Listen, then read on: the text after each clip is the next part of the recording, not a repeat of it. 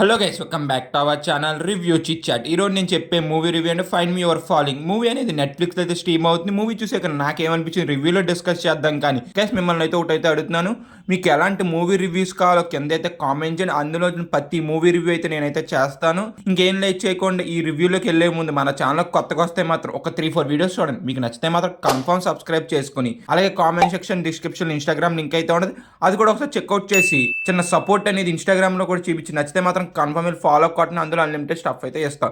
ఇంకేం లేట్ చేయకుండా ఈ మూవీ యొక్క బేసిక్ స్టోరీ లైన్ ఏంటో చూద్దాం. మూవీలో మన హీరో వచ్చి ఏంటంటే ఒక రాక్ స్టార్, తను చేసే సాంగ్స్ అనేది అంత సక్సెస్ అయితే అవ్వో, జనాలకి దూరంగా ఒక దీవులో బతకాలనుకుంటాడు. ఆ దీవులో ఒక ఇల్లు కొనుక్కున్నాక తన లైఫ్ లో కొన్ని మంది అమ్మాయిలు అయితే వస్తారు. అమ్మాయిలు వచ్చాక తన లైఫ్ లో ఏమైంది, ఆ అమ్మాయిలు ఎందుకు వస్తున్నారు, ఏమైంది, ఆఖరికి మొత్తం మీరు మూవీ చూసి అయితే తెలుసుకోవాలి. మూవీని ఫ్యామిలీతో అయితే చూడలేరు, కొత్త అడల్ట్ కంటెంట్ అనేది ఉన్నది. ఇంకా ఫైనల్ గా మూవీ చూసాక నాకు ఏమనిపించింది అంటే మాత్రం మూవీ అనేది అయితే నన్ను అయితే టోటల్లీ డిసప్పాయింట్మెంట్ చేసింది. నాకు అసలు మూవీ అనేది నచ్చలేదు.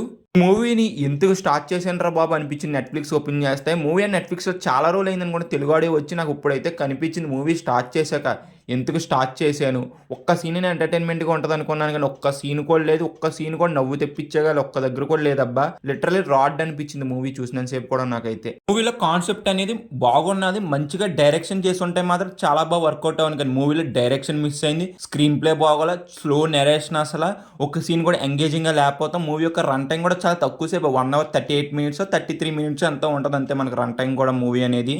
చాలా సీన్స్ అనేది లాజిక్ లెస్ గా అయితే అనిపిస్తే, ఒక్క సీన్ ఉంటుంది, ఆ సీన్ ఇక్కడ ఎందుకు వచ్చిందో కూడా అనిపిస్తుంది మనకైతే.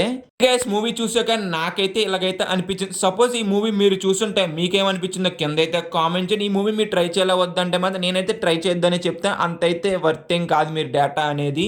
కమింగ్ టు ద పర్ఫార్మెన్స్, నాకు మెయిన్గా హీరో పర్ఫార్మెన్స్ అనేది నచ్చింది. ఇంకా సినిమాటోగ్రఫీ, ప్రొడక్షన్ వాల్యూస్ చాలా బాగుంది. మెయిన్గా సినిమాటోగ్రఫీ అయితే మాత్రం వేరే లెవెల్ అనిపించింది.